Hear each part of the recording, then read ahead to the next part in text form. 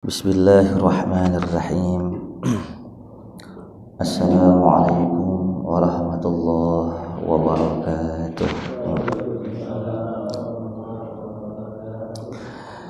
Al-Fatihah ila hadratin Nabi Muhammadin Rasulillah sallallahu alaihi wasallam wa alihi wa ashabihi wa azwajihi wa dhurriyyatihi ثم إلى جميع إخوانه من الأنبياء والمرسلين والأولياء والصالحين ثم إلى أرواح أمواتنا وأموات المسلمين خصوصا إلى روح مؤلف هذا الكتاب المبارك أن الله يغفر له ولوالديه وجميع مشايخه وأن الله ينفعنا به وبعلومه في الدارين آمين. الفاتحة.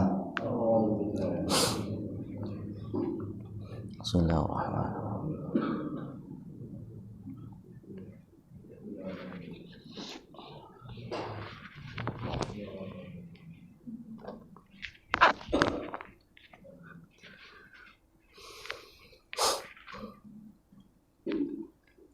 Bismillah walhamdulillah wassalatu wassalamu ala asyrafil khalqillah wa ala alihi wa sahbihi wa man tabi'ah hudah wa walah, amma ba'du.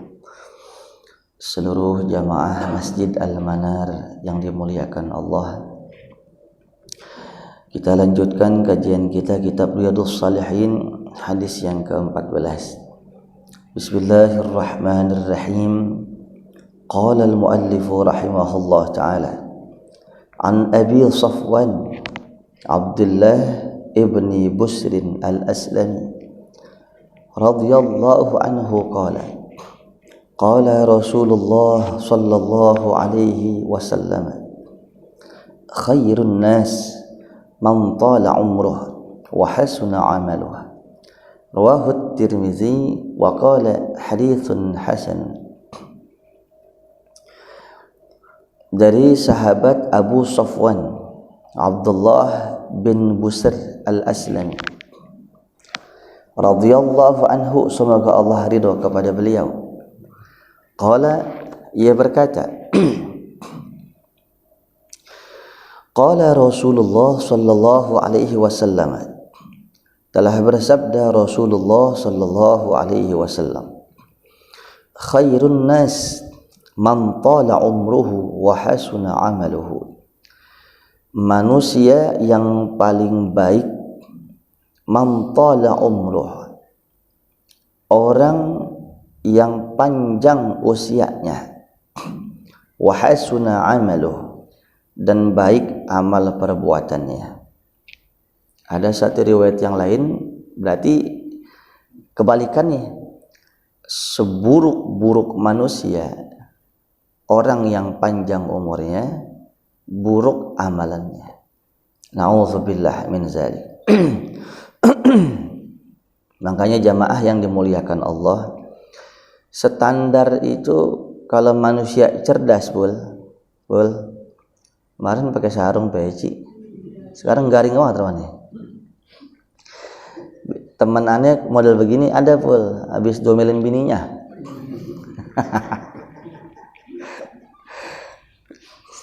Jadi sebaliknya, pul seburuk-buruk manusia umurnya panjang, kelakuannya buruk.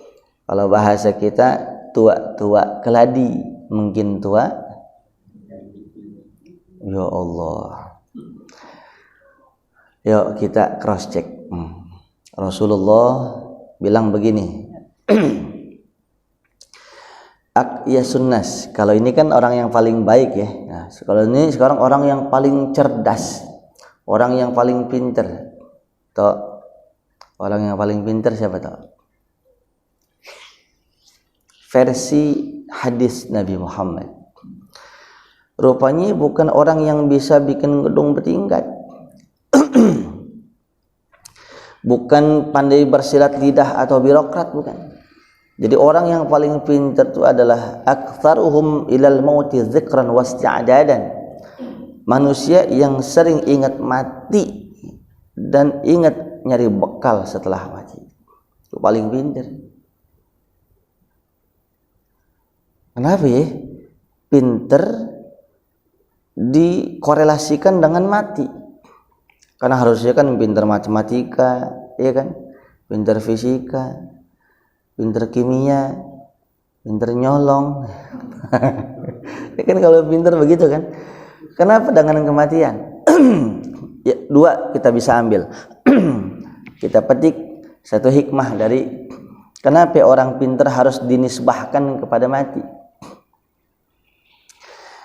Yang pertama, ciri orang yang beriman. Ciri orang yang beriman itu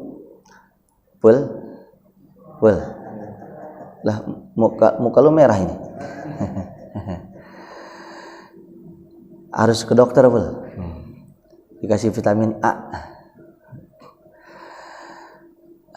A yang baru ya.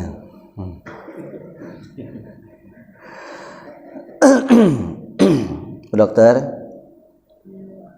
ada yang sakit bu, teman saya namanya Bang Ipul. Nih Ipul, orang yang tadi apa gua kata ya dulu pak, sebelumnya ciri orang yang beriman nih versi Al-Baqarah, Alif Lam Mim. Zalikal kitabu la raiba fihi hudal lil muttaqin. Ini Al-Qur'an tidak ada keraguan dan petunjuk bagi orang-orang yang bertakwa. Siapa orang yang bertakwa? Allazina yu'minuna bil ghaib. Ini yang pertama nih. Orang-orang yang percaya terhadap yang gaib. Kong. Gaib ini apa yang dimaksud? Kalau engkau ngaji Al-Quran bukan dengan tafsir dan ahlinya, maka ini ayat Al-Quran bisa diselewengkan kemana-mana. Contoh ya, saya dulu mantan dukun patah tulang maksudnya.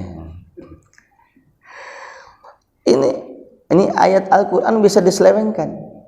Sesungguhnya orang-orang yang bertakwa itu percaya terhadap yang gaib. Kamu muslim bukan? Bertakwa belum tentu. Kamu harus percaya terhadap yang gaib. Abah ini punya jin pendamping, namanya Jambrong. Jadi kamu harus percaya terhadap yang gaib. Waduh, salah itu mah. Ujung-ujungnya apa? Beli minyak, beli angkin, tuh kan datang.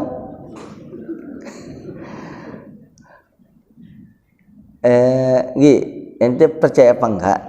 Di dalam tafsir Jalalain, kalau ada bunyi petir itu bunyi pecutan malaikat kepada jin, para jin yang dipiara oleh dukun untuk mencuri berita di langit. Tuh keimanan kita termasuk. Ya, Bapak kagak percaya, Pak. Saya modalnya aja, Pak, ngambil untung saya mah. Nih lagi anu nih, Pak, lagi geledek nih. Kalau saya bohong sambar geledek barang-barang saya mau. Barang-barang ya. Nih salah tuh. Diselewengkan. Gaib, klinik, akhirnya apa? Dibikin musyrik orang. Ya, bukan itu kan. Coba kalau kita lihat tafsir yang mu'tabarah, para ahli tafsir mengartikan berikut daripada hadis-hadis Nabi Muhammad. Jadi orang-orang yang beriman, bertakwa, percaya terhadap yang gaib, ay allazina yu'minuna biyaumil ba'si wal jannah wan nar wa azabil qabri wa na'imiha. Orang yang beriman kepada yang gaib, dia harus beriman kepada hari dibangkitkan dari kubur nanti. Mati kita nggak beres urusan, ada hari dibangkitkan ya. Terus padang mahsyar, mizan, hisab, sirat, terus sampai 2 pilihan kita, surga atau neraka. Tergantung sekarang. Kemudian dia percaya adanya surga dan neraka, dan dia percaya adanya azab kubur dan nikmat kubur. Itu orang yang beriman. Jadi meninggalnya manusia tidak seperti matinya binatang, tidak seperti matinya kucing. Mati udah urusan kelar. Tapi matinya seorang manusia itu adalah pintu untuk menyelesaikan perkara dunia yang belum selesai.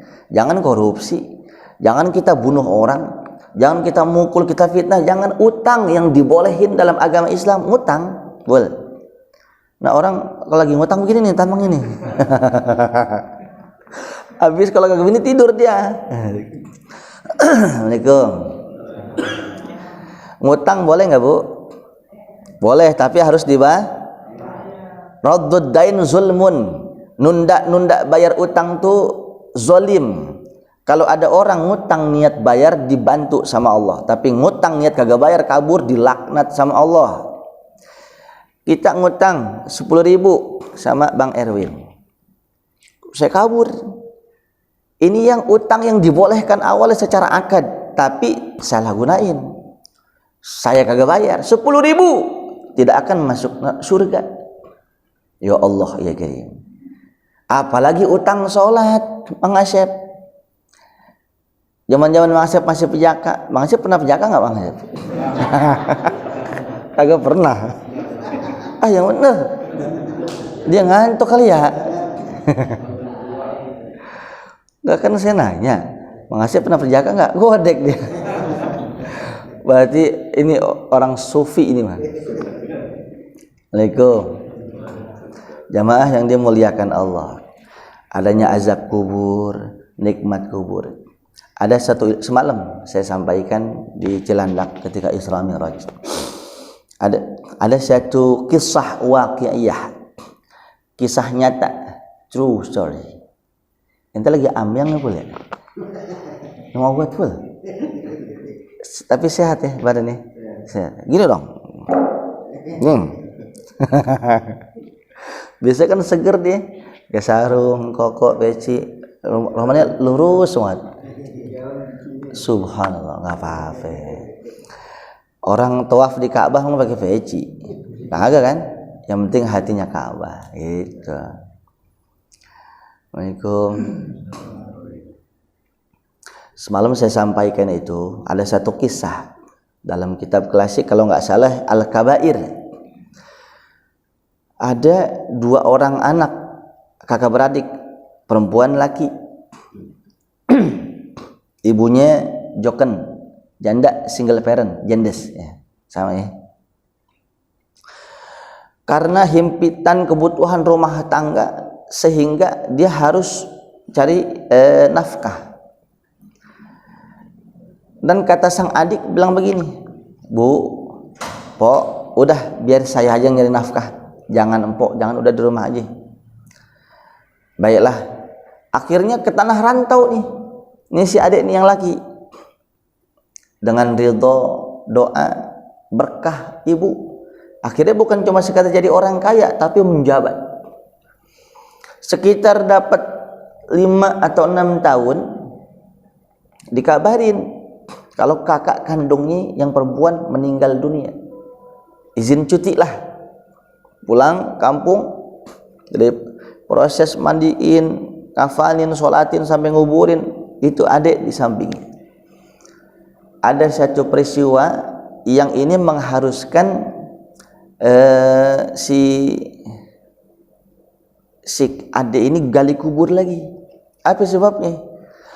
Sampai rumah habis nguburin, ada ajudan dari amir, dari raja, untuk buka baitul mal, kas negara, harus dibagikan zakat kepada fakir miskin. Lah, kas saya kan udah cuti, gimana kalau saya titip kuncinya aja? Oh baik komandan, segera laksanakan. Dicari kuncinya kagak ketemu, di sini kagak ada, di situ kagak ada, kan khawatir disangka penggelapan dana. Aduh bagaimana? Bolak balik kagak ada. Kata ibunya begini, apa mungkin di jalan kali tadi itu jatuh? 3 kali bolak-balik kuburan, rumah kuburan, kagak kena juga. Langsung nyambung nih adiknya, tadi gue ikut nguburin, jatuh kali. Rupanya digali kuburnya sama teman-teman itu, kagak ada juga. Sampai dinding ari kelihatan dibuka, saudara, rupanya ada di situ. Tapi sebelum kuncinya diambil, nangis dia sejadi-jadinya. Apa sebabnya? Belum 2 jam dikuburin, itu jenazah angus gosong semuanya, tinggal tulang semuanya. Siapa yang bakar itu? Believe it or not, up to you. Tahu artinya? Sarapan dulu Om Haji. Percaya atau tidak terserah Anda. Inilah kisah azab kubur, nikmat kubur itu ada.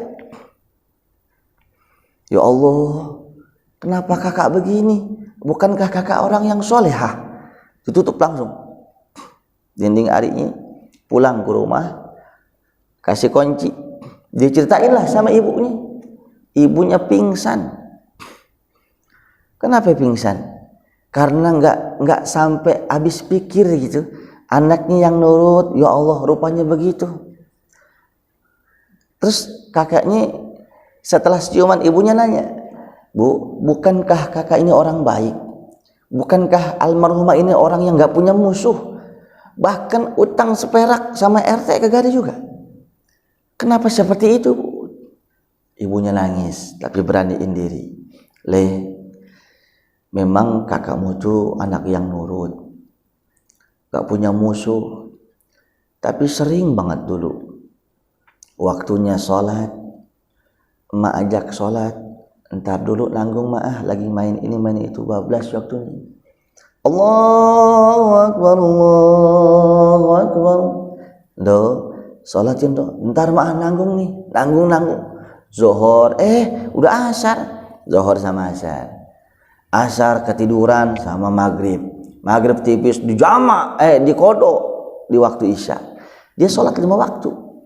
Yumkin haza azabun minallah liman yuakhirus shalah. Mungkin ini azab dari Tuhan bagi orang yang gak disiplin sholat keluar waktunya padahal masih sholat.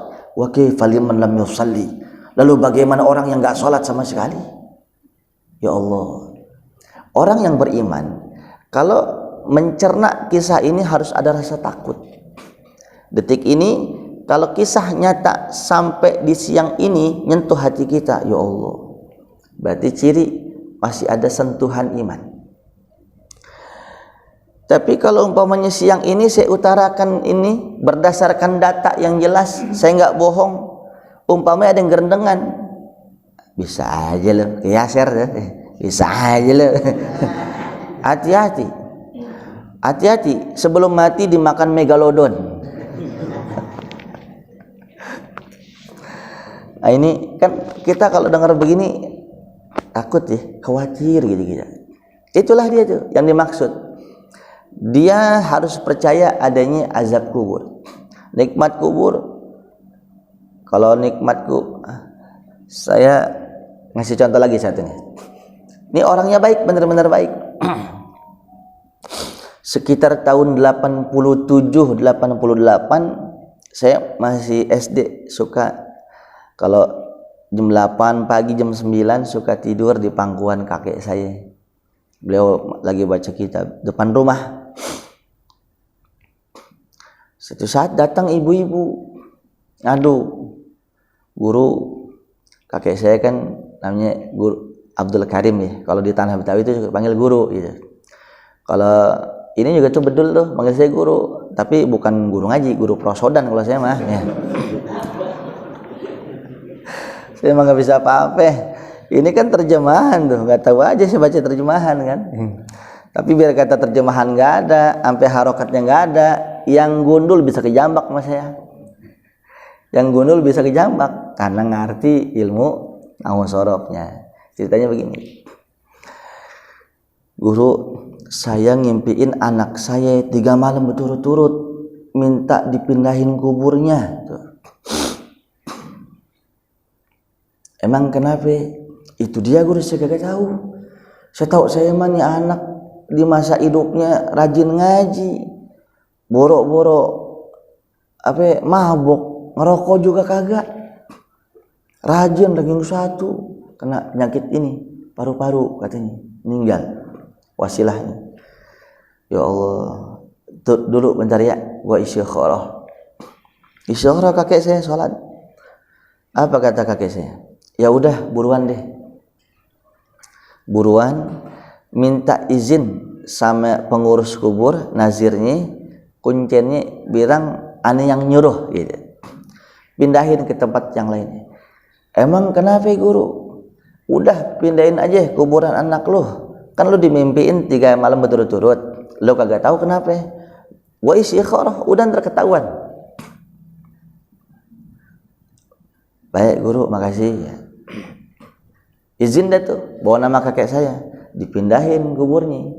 Masih orang masih 2 hari, 3 hari ya. Akhirnya begitu dipindahin, emaknya nanya, "Ami tinggal kubur."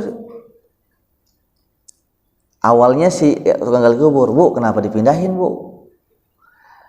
"Saya ngimpi, Bang, begini gini." Ya saya nanya sama guru, kata guru, "Ya udah pindahin aja." "Apa iya ya?" "Emang apa, Bang?" "Ini sebelah kanan kuburan anak ibu itu 4 sehari sebelum meninggalnya itu anak ibu itu bandar narkoba yang dikuburin di situ. Matinya di selokan comberan." Ya Allah ya Karim. Yang salah kubur sampingnya, nih yang soleh nih. Ini yang salah yang sampingnya. Yang soleh keberisikan digebukin, panasnya luar biasa, minta dipindahin. Apalagi pelakunya. Paham gak maksudnya? Allahu Akbar. Nih kalau kita ada sentuhan iman, kita takut. Al-Quran ada, hadis ada, nikmat kubur, azab kubur. Tapi contoh konkretnya seperti ini.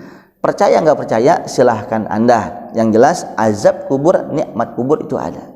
Nah, kenapa kata Nabi dikatakan orang yang paling pintar, orang yang paling cerdas itu adalah orang yang suka mengingat mati, kata Nabi.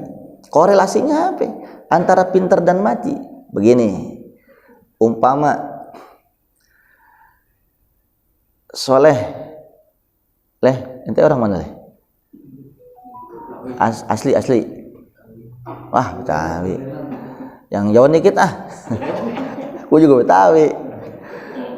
Ente orang. Bul. Ente orang mana, Bul?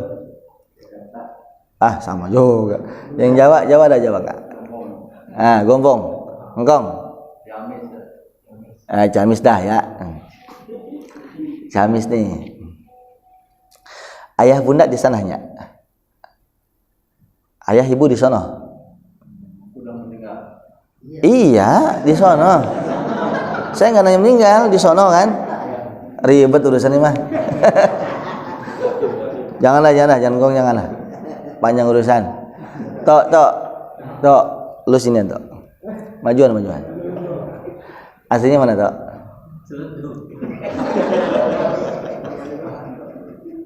Jawa sama Jawa mana? Nama lu Anto? Iya. Ada ya? Full. Saya pulang lah. Umpamanya nih ya, Engkong. Orang deh. Anto umpamanya orang Sunda atau orang Jawa. Ayah ibunya di kampung.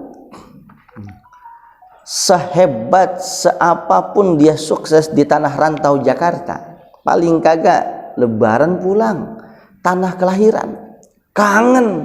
Betul nggak? Itu skala pendek.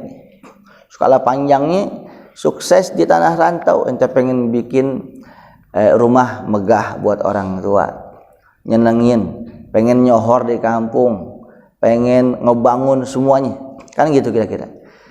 Orang yang pintar, sehebat apapun di tanah rantau, dia akan ingat, akan kembali pulang ke kampung. Jelas. Korelasinya sama. Dunia ini ibarat tanah rantau. Paling panjang umur kita berapa sih Bang Fajar? Kata Nabi 60 tahun, 70 tahun game over. Yang 100 tahun masih ada, paling satu kabupaten sebiji.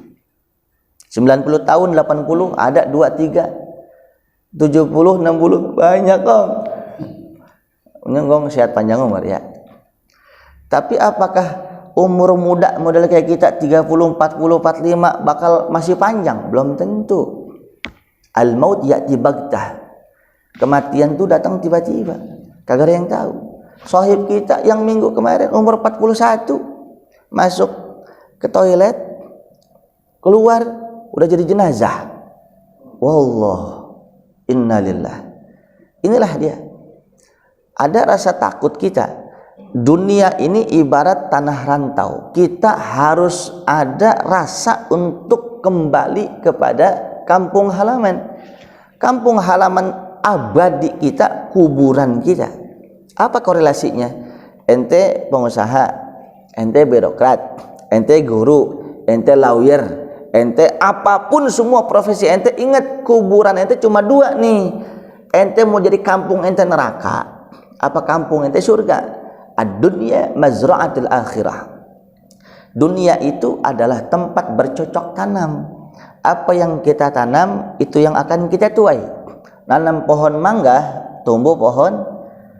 Nanam pohon rambutan, kagak mungkin pohon sengon. Pasti rambutan. Kebaikan pasti surga. Keburukan pasti neraka. Harus ada percaya. Intinya, kalau kita mau berbuat maksiat, sedangkan maksiat dilarang, orang yang suka berbuat maksiat tempatnya adalah di neraka. Maka nih orang cerdas nih, ya Allah, gua kayaknya tahu doang agama, tapi hukum gua injak-injak. Sama orang gua nasehatin kagak boleh korupsi dikit pun, gua korupsi. Orang gua nasehatin jangan bokep, gua mau bokep dulu. Orang gua nasihatin biar bener disiplin, gua mau waktu ke disiplin. Allah, astagfirullahaladzim. Ingat. Tapi orang yang kagak waras kagak ingat. Apa sebabnya? Karena dia kagak ada prospek untuk ke kuburan, gak ada prospek jangka panjang. Umpamanya ada orang korupsi toh. Gua aman nih dari KPK. Gua aman nih dari aparatur pemerintah. Tapi kan ada kuburan nanti. Gak bakal lepas daripada mahkamah Allah. Dan tidak ada sejarahnya di Quran, di hadis orang yang suka nyolong, korupsi, bahagia, gemaripah, gak ada. Kullu lahmin nabata min haram fannar aulabi. Daging yang tumbuh dari harta yang haram, neraka kata Nabi. Kita makan uang haram. Istri kita kasih makan, anak kita kasih makan uang haram. Demi Allah, bom waktu, tunggu aja, meledak. Ini kan ngaji, rem kita. Ya Allah, takut anak ngapa-ngapain, takut istri ngapa-ngapain, apalagi takut Bang Fajar di kuburan, dipukul, dipalu sehari-hari. Ya Allah, rem kita nggak ada takut. Nah itu pinter nih. Jelas. Ngapa pada nangis ya? Bu dokter, ada vitamin C nggak? Yang kedua hikmah daripada mengingat kematian itu, kita akan memaksimalkan waktu yang ada.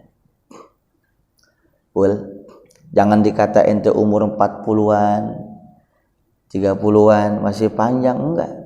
Kata Imam Ali bin Abi Thalib,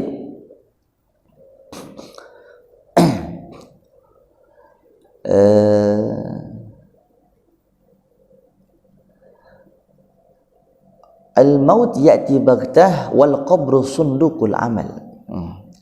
Kematian itu datang tiba-tiba, sedangkan kuburan kita tempat menyimpan amal. Kalau pas mati tiba-tiba amal kita tekor, mau jadi apa? Itu maksudnya.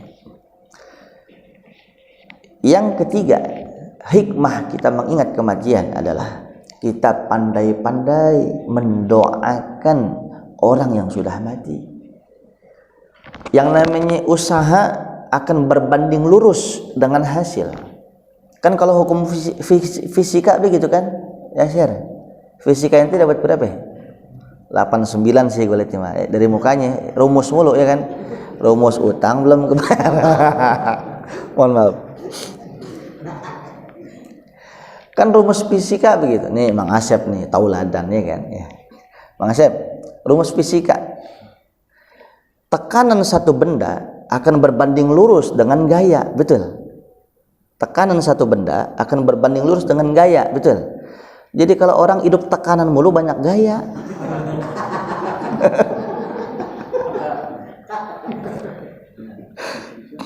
Enggak, ini rumus fisika. Ini rumus akal-akalan, tapi nyambung juga. Coba lihat orang-orang yang banyak gaya. Padahal ya mohon maaf nih. Mohon maaf ya. Mohon maaf nih, umpama gitu. Gajinya sebulan 2 juta, mau punya mobil Ferrari. Coba itu. Ada orang uangnya 5 miliar. Banyak gak? Utangnya 10 miliar. Itulah yang ada sekarang. Memaksakan diri. Nyohor dulu biar kata tekor. Tuh, Betawi lagunya tuh. Ini saya Betawi gitu. Assalamualaikum. Gali lubang. Salah kong. Gali lubang tutup empang. Jadi banyakkan hutang, tutup sini, sekolahin itu, gade waduh rupa hancur ya. Nauzubillah min dzalik. Terakhir, maksud saya kalau kita sering-sering mendoakan orang yang sudah wafat, insyaallah Allah pun akan ketuk hati orang-orang yang baik untuk doa itu kita. Jelas gak? Bang Fajar umpamanya dagang pulsa. Rumah Bang Fajar di Ciledug. Nah, saya di Gandaria. Saya WhatsApp Bang Fajar, "Bang, tolong dong Bang, pulsa mau habis nih. Kirimin saya pulsa barang 100.000." Kagak lama Bang Fajar ngirim pulsa ke HP saya. HP bunyi di bagedebuk beletak neneng. Nah, ringtone-nya begitu. Begitu saya buka HP, ada ini pesan, terima apa ini, nomor Anda telah apa bahasanya? Iya, Anda telah mendapatkan pulsa. Jangan lupa Anda masih ngutang nih, cepet gitu kan. Nih itu improvisasi, tapi faktanya ketika kita ditransfer pulsa, itu pulsa di ujung berung kita mah di mana masuk ke HP kita, betul? Kelihatan nggak pulsa masuk? Berbentuk nggak? Itulah teknologi manusia. Orang di ujung berung, di ujung kulon, di Banten, dia mah di Aceh, tembus sudah. Teknologi manusia transfer sampai. Apalagi teknologi Al-Quran. Kita sembahkan hadiah-hadiah terbaik, bacaan Al-Quran kita, zikir kita, sedekah kita. Ya Allah, ya Rabb, sampaikanlah hadiah yang kami baca ini, yang kami sedekahkan ini untuk ayah bunda saya, untuk guru saya, mertua saya, sahabat terbaik saya. Pasti sampai.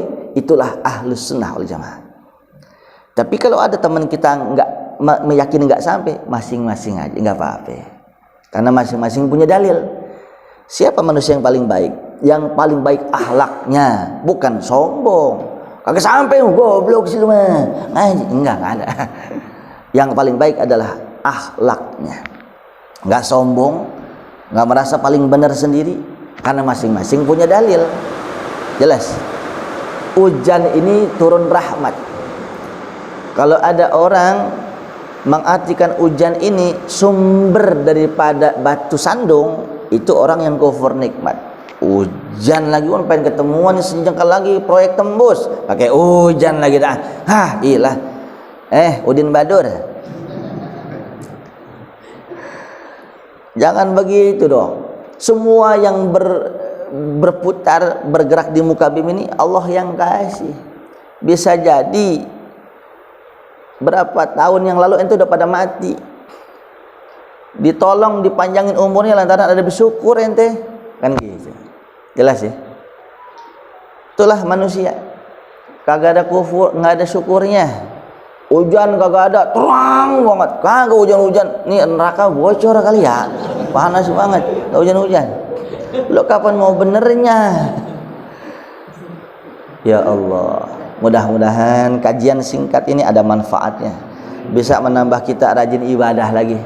Bagaimanapun rajin ibadah mati, malas ibadah mati. Lebih baik rajin sholat, malas sholat, mendingan banyak uang, banyak utang, mati banget itu mah. Pejabat mati nggak? Artis mati nggak? Orang kaya mati nggak? Ustadz mati nggak? Belakangan dong Ustadz. Kan tahlil siapa nggak bisa kan? Mudah-mudahan ada manfaatnya. Mohon maaf lahir dan batin. Al-Fatihah. Bismillahirrahmanirrahim. Alhamdulillahirabbil alamin. Arrahmanirrahim. Ihdinas siratal mustaqim.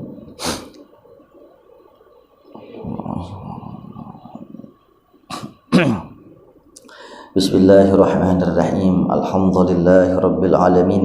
Wa sallallahu ala sayyidina Muhammadin nabiyil ummi wa ala alihi wa sahbihi wa sallam. Allahumma nafa'na bima 'allamtana وعلمنا ما ينفعنا وارزقنا علما ولا تزغ قلوبنا بعد إذ هديتنا اللهم أعز الإسلام والمسلمين اللهم أعز الإسلام والمسلمين اللهم أعز الإسلام والمسلمين وأذل الشرك والمشركين ودمر أعداء الدين وأعلي كلمتك إلى يوم الدين وجعل هذا البلد آمنا مطمئنا سخاء رخاء وسائر بلاد المسلمين اللهم انصرنا على جميع أعداء الدين نصرا عزيزا واخذلهم خذلانا كبيرا ودمرهم تدميرا شديدا وتدبرهم تدبيرا واجعلهم هباء منثورا واجعلهم من الأخسرين أعمالا وقنا شر الأسواد وشر العداء وشر الداء